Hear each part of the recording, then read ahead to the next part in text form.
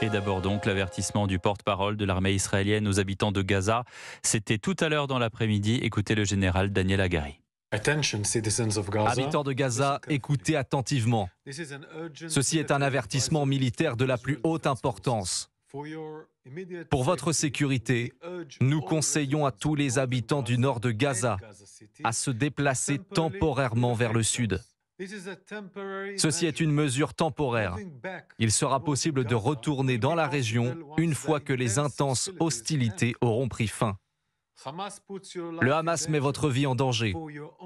Déplacez-vous vers le sud pour votre propre sécurité. Ceci n'est pas qu'une précaution, mais un appel urgent aux résidents de Gaza.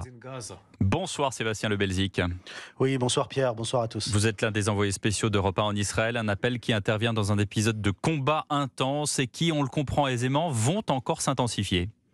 Oui, car Tsahal considère désormais Gaza City et sa région comme un champ de bataille. Ce sont les mots d'un porte-parole de l'armée israélienne ce soir, alors que la guerre est bien entrée dans une nouvelle phase qui a commencé il y a 24 heures dans le nord de la bande de Gaza avec des chars, des blindés et des soldats d'infanterie qui ont pénétré dans Gaza et qui poursuivent leur avancée. Aucun détail sur les forces qui sont sur le terrain à Gaza, mais l'état-major et les soldats israéliens que l'on a pu interroger se disent confiants. Il y a 400 000 réservistes mobilisés dans tout le pays.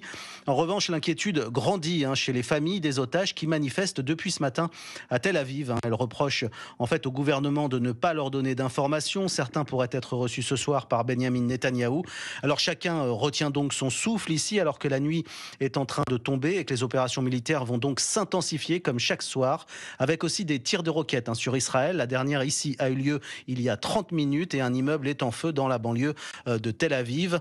Un périmètre de 4 kilomètres autour de Gaza est totalement sous le contrôle de l'armée israélienne qui nous empêche, nous journalistes, de descendre plus au sud vers Gaza. Et les explosions et les bombardements se sont poursuivis toute la journée, visibles à plusieurs kilomètres de distance. Merci Sébastien Le Belzic de ces dernières précisions. Sébastien Le Belzic, envoyé spécial d'Europe 1 à Tel Aviv. Un obus a touché le siège de la force intérimaire de l'ONU au Liban, à la Finule, dans le sud. Le chef de la diplomatie européenne, Josep Borrell, réclame une pause des hostilités afin de permettre, dit-il, l'acheminement de l'aide humanitaire à Gaza. Et il y a très peu de temps, il y a quelques minutes, c'est le Hamas qui exige désormais la libération de tous les prisonniers palestiniens pour relâcher les otages. Le prix à payer pour le grand nombre d'otages de l'ennemi qui sont entre nos mains est de vider les prisons de tous les détenus. Voilà ce que déclare le porte-parole militaire du Hamas, Abou Obeida.